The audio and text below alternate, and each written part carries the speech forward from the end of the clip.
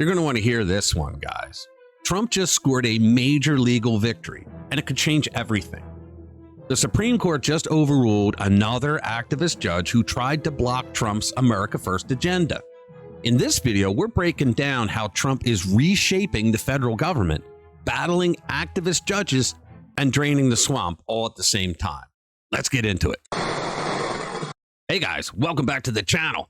Become a subscriber to the channel if you haven't already. Hit the notification bell, smack that like button because it helps us get our message out to more people. Tonight, 6 p.m. Eastern, we're doing a live stream. We're going to read some interesting news stories of the week. We're going to tweak them with a bit of humor, a dash of sarcasm, and a whole lot of conservative common sense. Join us. You're going to have a fun time.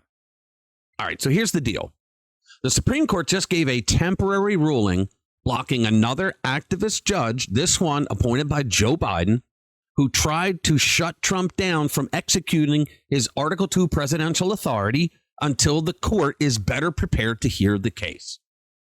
Now, if you understand the Constitution, and I think at least 6 of them up there do, then I think you know that Trump is in the right and the judges are in the wrong. The Democrats are behind all of this judicial lawfare. They lost all power, and so they are getting judges to risk their careers and their reputations by making shaky rulings that have no basis in constitutional law just to throw a monkey wrench into Donald Trump's reshaping of a disgustingly dark and dirty deep state mentality.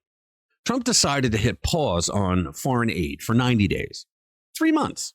90 days. Because, maybe spending billions of dollars overseas while Americans struggle isn't the smartest move.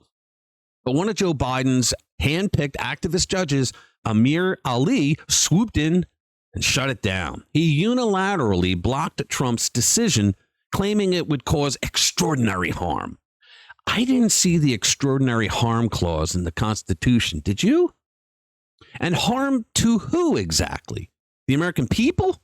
No, of course not. The only ones harmed here are the politicians and left-wing organizations that rely on taxpayer money to keep their corrupt operations running. It's always about the money, guys. And they're furious that Trump dared to cut off the flow. And then, boom, the Supreme Court steps in. Chief Justice John Roberts slapped down the lower court's ruling, overriding this blatant judicial overreach.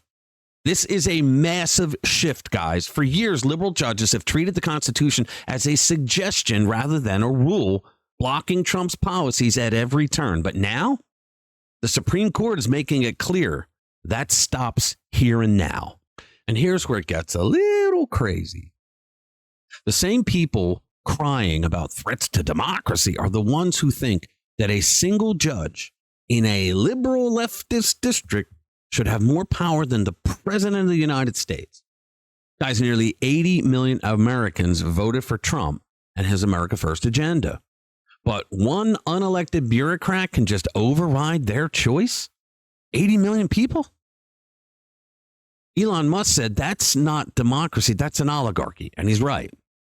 And now Trump is doing what he does best. He's taking action. He saw this fight coming from a mile away, and he's already moving to fix it. He signed an executive order expanding the DOJ's oversight of government agencies. Translation, the deep state is about to get audited. The first on the list is the IRS, and it's already happening. Trump's order has shut down over 120 IRS offices. They slashed 7,000 jobs from their bloated system. Only 80,000 more to go, Joe Biden. And that's just the start. Over at USAID, another 4,000 government workers just got their pink slips. Too bad, so sad. Bye-bye. This is how you drain the swamp. It's not about catchy slogans. It's about action, and Trump is delivering. His plan? He has 3 key goals. He wants to secure the border and actually enforce immigration laws. And he wants to use tariffs and energy policies to put America first to regain economic independence. And he's stripping power from unelected bureaucrats who have been running the government like it's their own personal kingdom for decades. For years, Washington, D.C. has been one big blue fortress with over 90% of the city voting Democrat. That's not a government. It's an entrenched political machine, worse then Chicago. And they hate Trump because he's the only one willing to tear it down. Let's not forget what really lit the fire. When Trump was shot in Butler, PA, he didn't cower. He stood right back up and gave the message.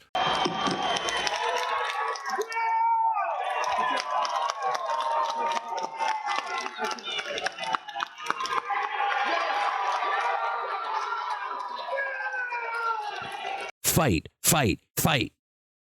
That moment changed everything, guys. It united his base, shifted the political momentum. It basically said to many Democrats that were on the fence with Harris, hey, you have permission to vote for Trump. So now Trump isn't just back, he's stronger than ever.